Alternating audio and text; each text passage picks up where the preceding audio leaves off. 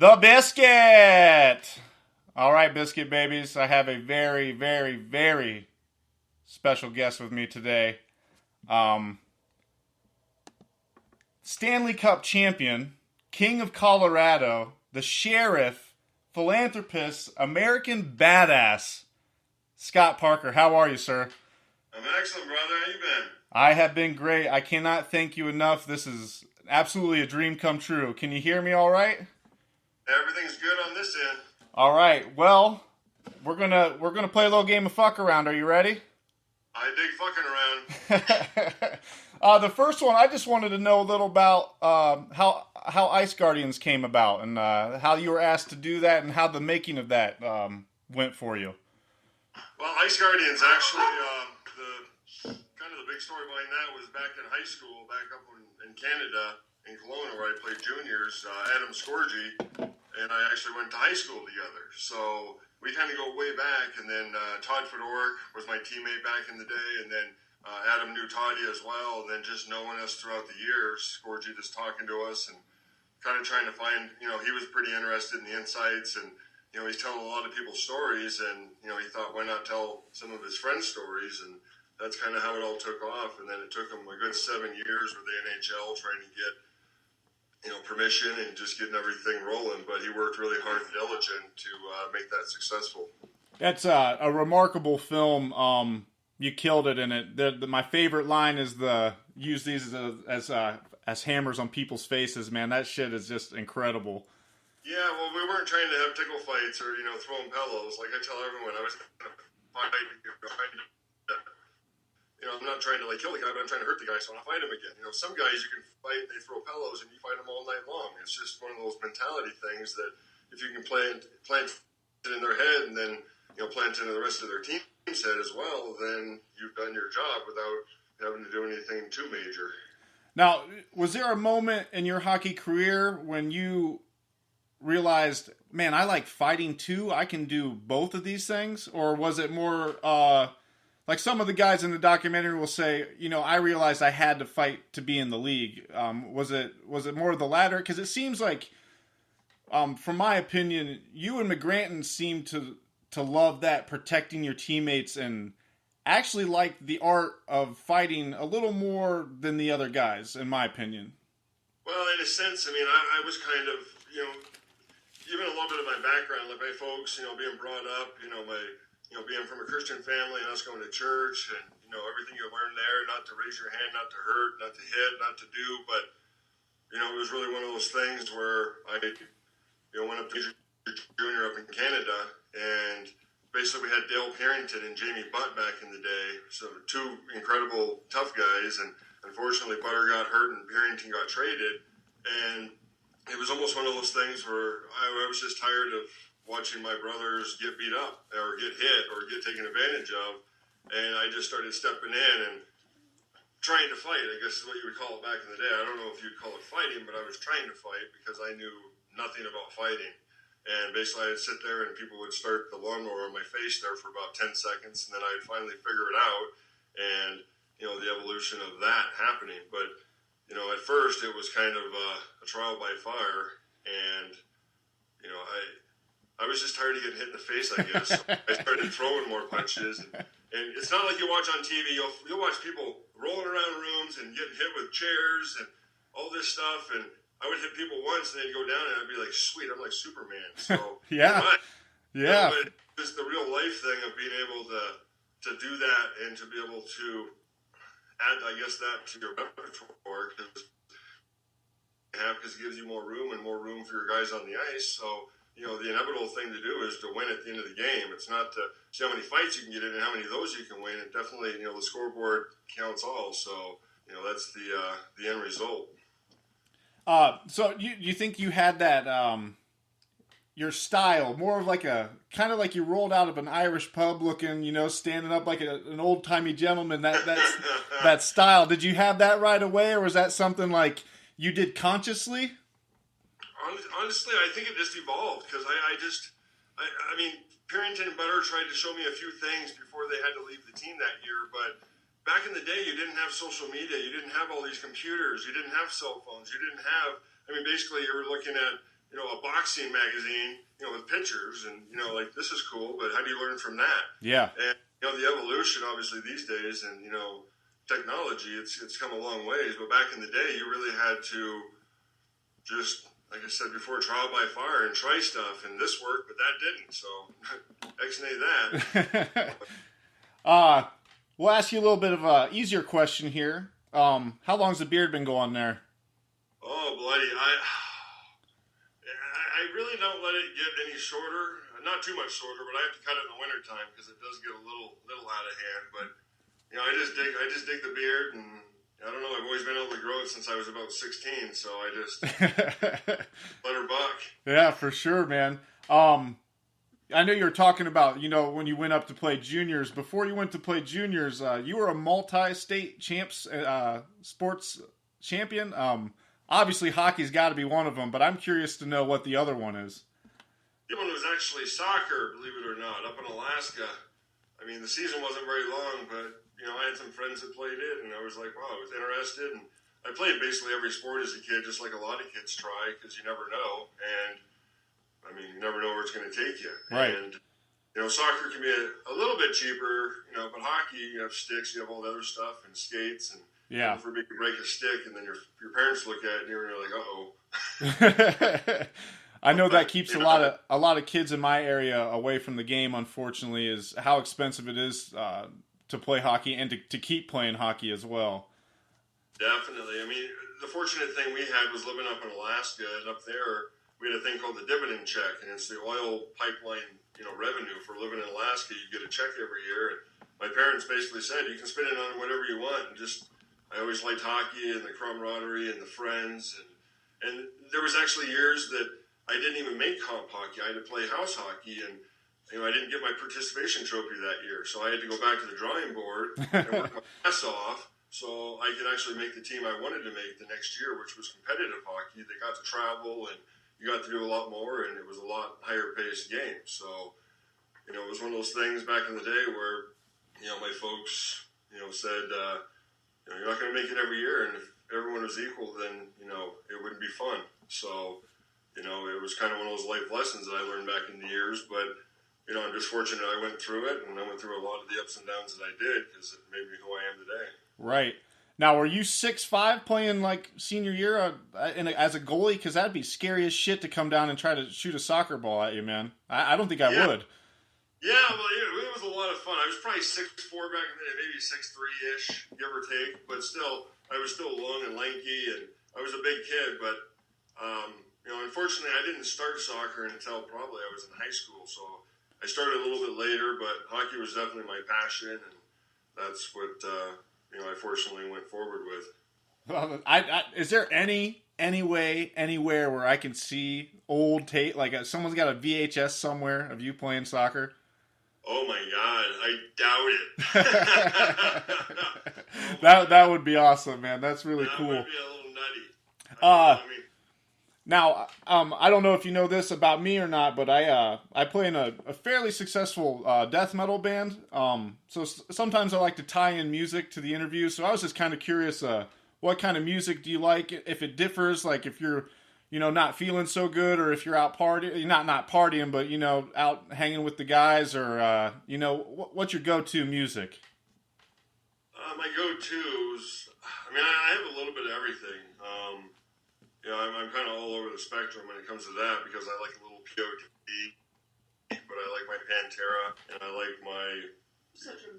my heavy metals, and good. It just always got me in the zone, and it just speaks to me, and it's who I am, and I'm not super into the soft stuff or touchy feely. So my first concert was basically White Zombie before they were Rob Zombie, and that was nice. back in 4. So being in the mosh pit for about 3 hours, and back in the day I was a big kid there, so all I learned was people would come up to me and say, toss me, so I'd grab them and throw them up on top of the mosh, and they would just start surfing, and I was like, wow, this is badass. And I think I lost about 10 pounds in sweat that night, because it was a lot of balls.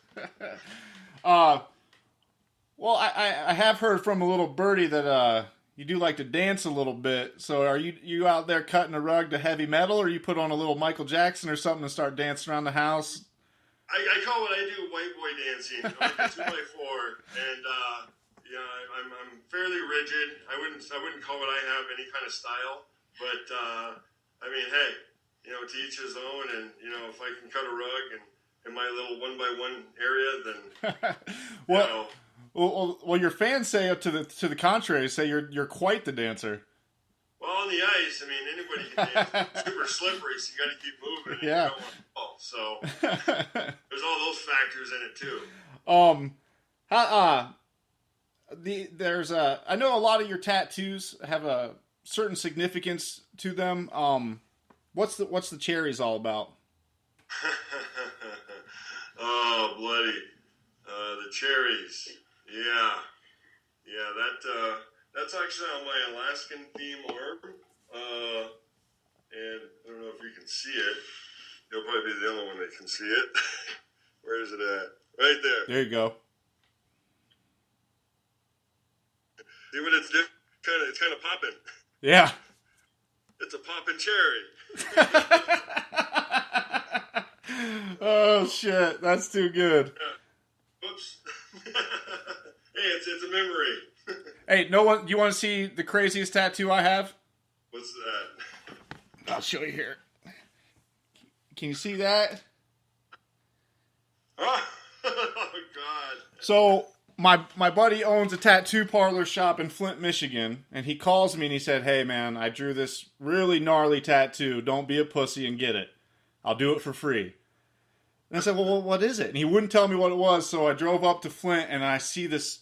It's literally 14-inch zombie cock. And I'm like, dude, he goes, let's do it right now. And I was 19 at the time, so there it is. Oh, bloody. The kids ask me, my children will go, "Dad, what is that?" I'm like, it's a slug. Like, it's a slug, don't worry about it. Oh, bloody. That had to have been pretty fun inside the lake there. Because I remember my first tattoo was actually on my thigh. But I remember even times there, I was like, holy hell, this dude, I feel like he's just grinding on my nuts. Oh, man, underneath the thigh there, he was just hammering away, man. I just wanted it to end. I was like, this has got to stop. Go to your happy place. Yeah, exactly. Hey, you enjoy a cigar time to time. What would be your favorite kind? I guess... Well, we actually have some friends here that actually still roll, like the old school rollers. So really, it's just his cigars. But, if I have to, even up in Canada, it's like a Cohiba or, Monte Cristo or, I'm just kind of all over the board there. But more of a light. I'm not super dark. Yeah. Or light leaf. Now, you've done fairly well for yourself after sports. And that seems to be a hard thing for a lot of athletes. I know you've started a barbershop with your family. We'll talk about Parker's Platoon here in a little bit, but I just wanted to know how the barbershop's going, where you guys are located, because we have listeners, all over the world, all over the United States. If, we could get some people down there and help you guys out, I would be, happy to do that for you guys. I appreciate it, brother. Yeah, we actually have about, 3 locations right now. So we have actually 2 in Fort Collins, Colorado. And then we actually have one that we actually have located at our ranch and retreat here in Castle Rock, Colorado. And, it's just nice because my wife is actually a 3rd-generation barber and our son's a 4th generation. So, it was just, meant to be to keep it in the family. And, it's really something that can go forever because hair's always going to grow. You just add water and you always need to the wife and son have good skills when it comes to that. So.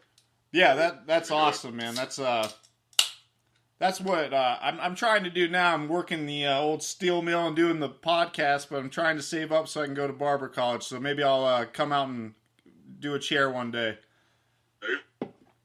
Hey, we'll keep a chair ready for you. Hey, thanks, man. I appreciate it.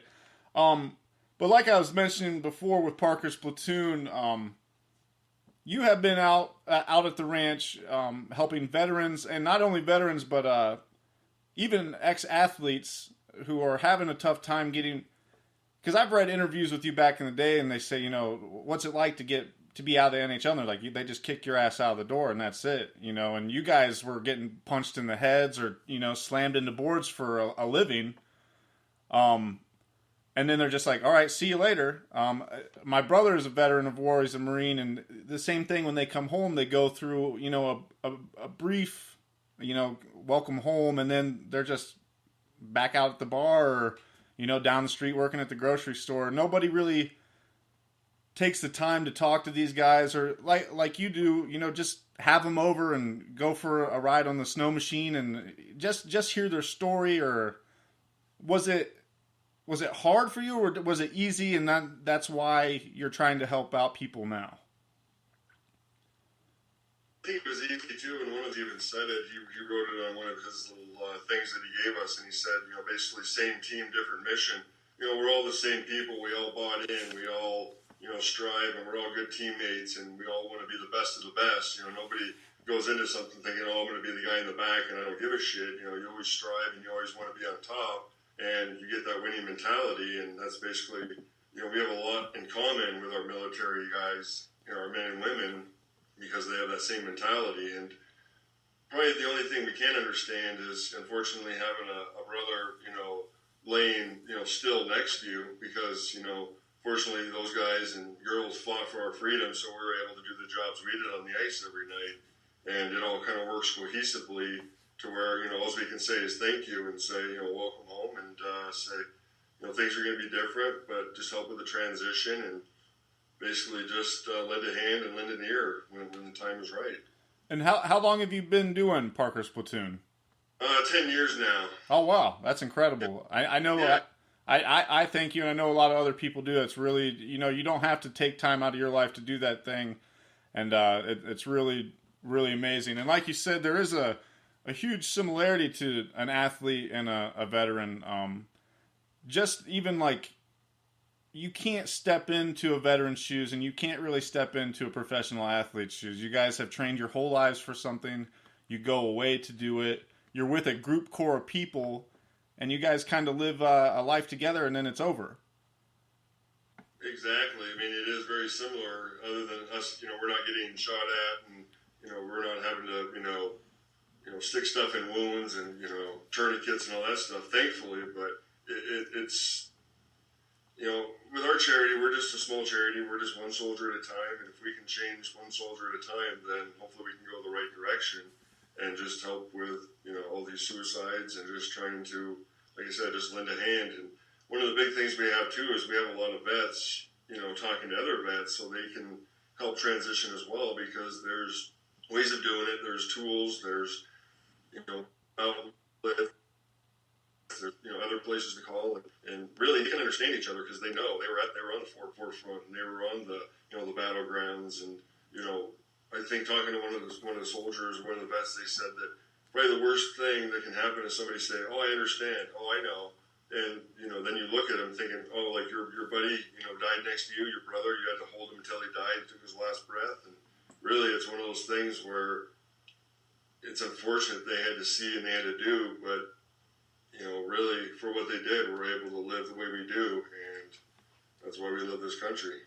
Well, again, thank you, and I that's just remarkable. And people can find and contribute to the charity. Was it parkersplatoon.com? parkersplatoon.org. Okay. Yeah. Sorry about that. No, that's all good. Yeah, so make sure you guys go check that out and help them out. And if you know, don't have $5 to give, maybe next time you see a veteran, buy his coffee or something like that, guys. You gotta help out anyway. Even a smile for them on a day is something, you know, they might have not done for 2 years. So just try to appreciate it. And I know when my brother came back, and I was like, "Man, you signed up to go to war, dude. That's crazy." And he goes, "Well, it's, you know, to keep you at home so you can play heavy metal and do your hockey thing." And I almost cried. I was like, you know, that's a hell of a goddamn sacrifice, man. Definitely. No, it's the biggest sacrifice you can give. And, you know, we thank every vet and every person out there fighting for our freedom, and even the people we don't hear about. And, you know, it takes everyone doing a job to be successful. And, you know, that's where, you know, once again, the military and athlete comes hand in hand. And, you know, we support them thoroughly. And you guys have shirts and hats, and then you've got some signed jerseys from some old teammates of yours. There's some pretty fantastic stuff there. I know I keep nudging my wife for that cigar box for Christmas, so hopefully, hopefully I can get her. Those are custom one-off cigar boxes, and I'm hoping I don't put any of my own DNA on it every now and again. But I do tend to cut myself from time to time. That would make it better, I think. That'd probably raise the price on it. I got just a couple more questions for you there, Parksy, and then I'll let you get on your way here. There at the end of your career, you were sent to Lake Erie, which is kind of and then an unprecedented thing where you just said, no, I'm a veteran of the league. I'm not going back down to the AHL to make these guys' careers. I'm from Ohio. Is there a Lake Erie Monsters Scott Parker jersey? I will give you my car, my house, anything for that sucker. Yeah, I don't know if they made it, but towards the end of my career there, I was so messed up in the head. I mean, I was so broken, and basically, I wouldn't have cleared probably. I wouldn't have been cleared to play down there either, and basically, I shouldn't have been cleared up here, but it happened the way it did, and it's unfortunate that some people in their job titles didn't really do what they could have done back in the day, but that's why I've had to fight so hard, and that's why unfortunately I'm a KG vet, and I can help coach some of their guys, and really, in a sense, we're just for the next generation guy coming out, because unfortunately he doesn't know, right? Being right now, and we just want to know that we're there for him when it's all over. Yeah, unfortunately, you guys had to be kind of the whipping boys there for that, but that was a step in the right place to say, you know what, enough's enough, I'm not doing it. So I was just curious, just because I am a Lake Erie Monsters fan, so I was like, man, if I get a fucking Scott Parker Lake Erie Monster jersey, that'd be the be-all, end-all. You have to go to a deserted island, right? And you have to take either Mr. Hartley or Mr. Wilson. Who are you taking?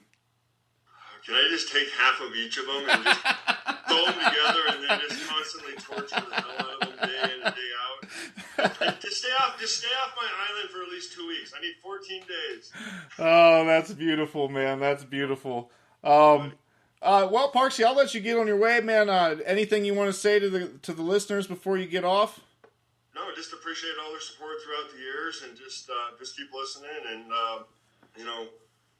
really, we're just one big team. Let's all go hang out one day. Hell yeah, man! Hey, if you're ever in Ohio, hit me up. We'll eat some dead animals on the grill and have a good old time, man. And they can find you. I know the Twitter's NHL Scott Parker. I think. If you follow Francesca, your wife, who is a lovely lady, I cannot tell you how amazing she's been to me. Not knowing me from Adam, and just has been a sweetheart to me, answering all these questions I had for you. I'm sure I was annoying her. But I know her Instagram and her Facebook has a lot of news and updates on Parker's Platoon and you as well. Definitely that, or just the parkersplatoon.org. She keeps up on that pretty good as well. And anything anybody can do, we really appreciate the support. And all we can do is one soldier at a time. So, well, hell yeah, man! I really do appreciate this, ladies and gentlemen. Scott, the fucking Sheriff Parker, man, Stanley Cup champion. Holy shit! Thank you so much. Thank you, William. Appreciate the time, man. Let's chat here soon. Hey, let's do it, man. You're on. All right. So one of the things I just wanted to mention was, Parks does a lot for our veterans, but he also does a lot. He gets weekly phone calls from other enforcers in the NHL that are either active or now retiring, asking him how he transitioned. Like, how did you transition? Meaning not with pharmaceuticals, not with drugs, not with alcohol. And one of the things that was so important for Scott was Dr. James Kelly. So Dr. Kelly is a world-renowned neurologist, and he is Scott's personal neurologist. And he just opened a facility here in Denver called the Marcus Institute for Brain Health. And how we connected with Dr. Kelly was such a blessing, because without him, I don't know that Scott would be alive. And so I call this guy. You could get hold of Trump before you can get Jim Kelly on the phone. I call him up like he's my buddy. Hey, Doc. He's like, well, Francesca, I'm in with the general. Can I call you back? And I'm like, yes, sir. And it's always about some enforcer somewhere in the league that's really having a tough go. And they fly in, they stay at Parker's Ranch and Retreat. So Scott has turned our home into a ranch and retreat for athletes. So we have NFL guys. You can look up Ryan Miller. Ryan did a nice article in the Denver Post mentioning Parker's platoon. We have, I don't want to mention other names, but Ryan was in the paper. But Dr. Kelly has been instrumental in helping so many of the guys coming out. So he just opened a facility in Denver called the Marcus Institute for Brain Health. And we have a really special veteran named Spencer Milo. And you can look Spencer up on Twitter. Spencer now works for Dr. Kelly. And President Bush did the Portraits in Courage book where he painted veterans. And Spencer's in that book. So he painted Spencer. So we're pretty proud of that. Great young man. And whenever I have an athlete that needs talked off the ledge, I'm calling Spencer saying, hey, can you reach out to this guy? So it's really important for us that, listen, when we get on these podcasts, they are so fun. Like, honestly, like Parks is a shit show. And when he gets in the living room with guys like Goddard or Brendan Witt, oh, my God. So him and Witter came down from Montana, and these two were sitting in a restaurant having, and all the staff is like, holy fuck, those are the two guys that Parks went over the glass to fight Witt. Oh my God, I hope they go at the dinner table. You know, Witt's a beauty. He is just a great guy. And so we've really had a blessed transition out of hockey. And so it's important for us to get it out there that veterans like your brother, other guys, can reach out to Spencer Milo through Twitter. And the Institute, I believe, will start taking patients July 15th. I believe so, yeah. Somewhere around there. And athletes as well. Wow. So that's really important for us because we get so many phone calls like, where do we go? What kind of doctor? Oh, my God, what am I supposed to do? So you can look up that, the Marcus Institute for Brain Health. And we really appreciate you getting the word out there about Parker's platoon. Absolutely, and anytime you guys have an event coming up or anything like that, just let me know. I can either run a read for you on the show or tweet it out. I mean, anything you guys need from me, just let me know. I'm, like I said, we're a team. I'm here to help. I believe in what you guys are doing.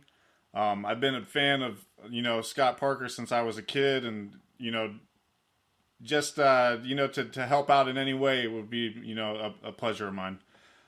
Well, we really appreciate that. Our next event is, so I'm an Italian girl, so I make meatballs. I've seen them online. They look delicious. So they are good. Parks calls them meat rolls. Mm-hmm. So we're doing a Granby Bait and Tackle, which is a really cool little bait shop up in Grand Lake, Colorado. It's going to be a shit show this weekend because of 4th of July, and they invited us in to sell meatballs. So selling our meatballs up there in Grand Lake, and 100% of the proceeds go to Scott's charity. So we don't have any salaries, any of that goes right to our veterans. And UFC badass Donald Cowboy. Oh fuck! I forgot to ask you a question about him. Damn it! All right, well, next time we'll have the rally. We'll have more stuff to chat about. For sure. Cowboy is my boy, and he's getting ready to fight July 8th. And I tell you what, he's going to kill me for saying this, but what a heart on this kid. So he takes Spencer, and he pays for the sleds for our veterans in the winter up in on the trail. Reynolds gives us a great deal. Nick Hansen up there. And Cowboy pays for these wounded veterans to come snowmobile. So I want to give a shout out to Donald Cowboy Cerrone. Absolutely. And he helps pull them out too when they get stuck. Yeah, he does help pull them out when they get stuck. It's a team effort there, all around. So we really thank you for your time. And if you have any other questions, if you want to ask Parks right now if you had a question about Cowboy, go ahead and ask him. Oh, are you sure there? Yeah. Have you ever sparred with him a little bit? A little light sparring with the old Cowboy? Never really sparred. I mean, really, when Cowboy and I get to hang out, we're usually doing something adventurous. And Cowboys always, diving 300 feet, which I won't do, but I'm really good at taking pictures. So I'm the guy holding the camera. There you go. Many pictures and good videos. There you go. And then it's really just. Well, that's. I mean, the other thing I just wanted to ask you real quickly is just a perception of you.